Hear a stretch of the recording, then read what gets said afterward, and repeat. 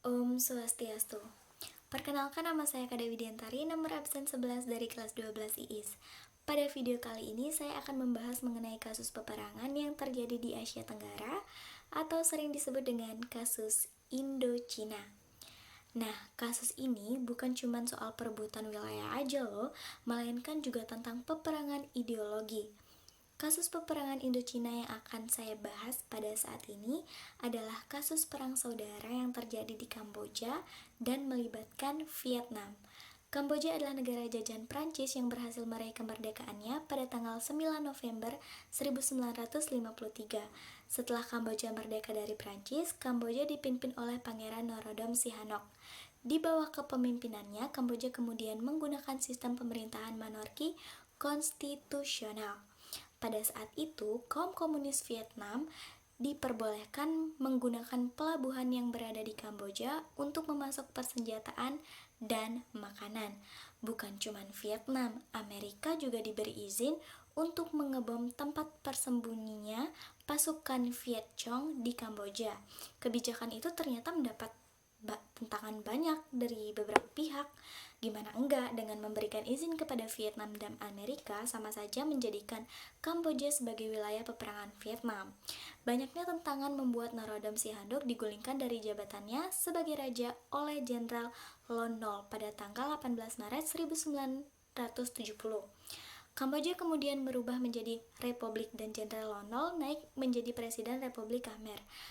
Republik Khmer adalah negara sayap kanan yang mendukung Amerika Serikat atau AS. Mengetahui kabar bahwa Kamboja berubah menjadi sayap kanan AS membuat Norodom Sihanouk yang tersingkir ke Beijing bergabung dengan Khmer Merah. Khmer Merah adalah sebuah organisasi kecil berpaham komunis. Nah, Khmer Merah ini sangat menentang upaya-upaya pengeboman yang dilakukan oleh Amerika Serikat terhadap Vietnam Utara. Penentangan yang dilakukan oleh Khmer Merah ternyata mendapat dukungan dari masyarakat Kamboja loh. Nah, masyarakat yang mendukung kemudian bergabung dengan Khmer Merah. Karena dukungan yang sangat banyak dan karena Khmer Merah sebelumnya juga pernah mendapat pelatihan militer dari Vietnam Utara, akhirnya Khmer Merah berhasil menggulingkan Lon Nol. Masyarakat Kamboja di bawah kekuasaan Khmer Merah diwajibkan untuk bekerja sebagai buruh pertanian, dilarang memakai kacamata, dilarang menguasai bahasa asing, bahkan dilarang ketawa dan menangis. Bahkan kalau sampai ketahuan, siapapun akan dihukum dengan cara ditembak mati. Terus nih, setelah 8 tahun masa pemerintahan Khmer Merah, Vietnam menginvasi Kamboja. Dan tepat di tanggal 7 Januari 1979, pasukan Vietnam berhasil menduduki kota Phnom Penh. Wow. Karena invasi yang dilakukan oleh Vietnam Selatan menyebabkan pemerintahan Khmer Merah di bawah pimpinan Pol Pot yang anti Vietnam Selatan pun jatuh. Pol Pot tersingkir sampai ke perbatasan Thailand, tapi Pol Pot tidak mau menyerah begitu saja. Ia tetap memberikan perlawanan dengan melakukan perang gerilya. Ketika itu, pimpinan Khmer Merah digantikan oleh Khieu Sampar. Tujuannya untuk menghilangkan citra buruk Khmer Merah dan mendapat dukungan kembali dari internasional.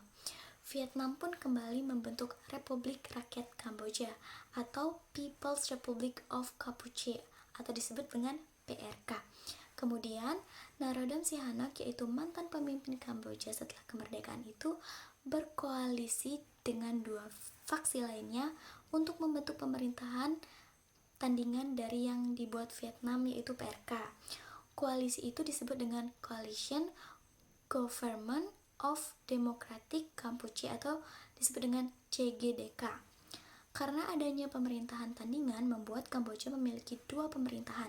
Nah, keduanya melakukan upaya rekonsiliasi melalui pertemuan Prancis pada tanggal 20-21 Januari 1998. Akan tetapi upaya ini masih belum membuahkan hasil. Melihat kondisi ini, dengan herioknya Indonesia melalui ASEAN menawarkan mediasi untuk mengatasi konflik Kamboja. Hebatnya nih, semua pihak yang terlibat konflik sepakat dengan mediasi itu. Wah, hebat ya Indonesia.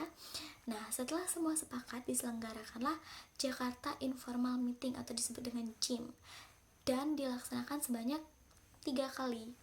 Penyelenggaraan JIM didukung oleh Dewan Keamanan PBB.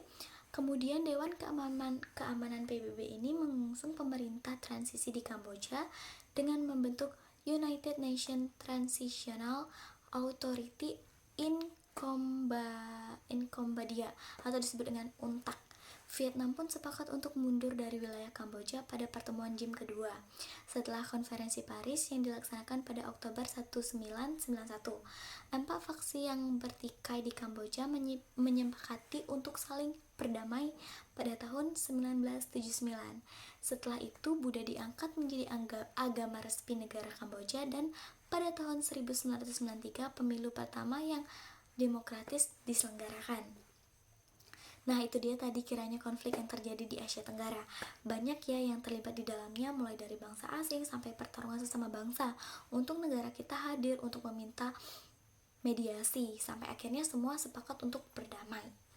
Membujuk negara yang sedang bertikai itu tentunya tidak mudah.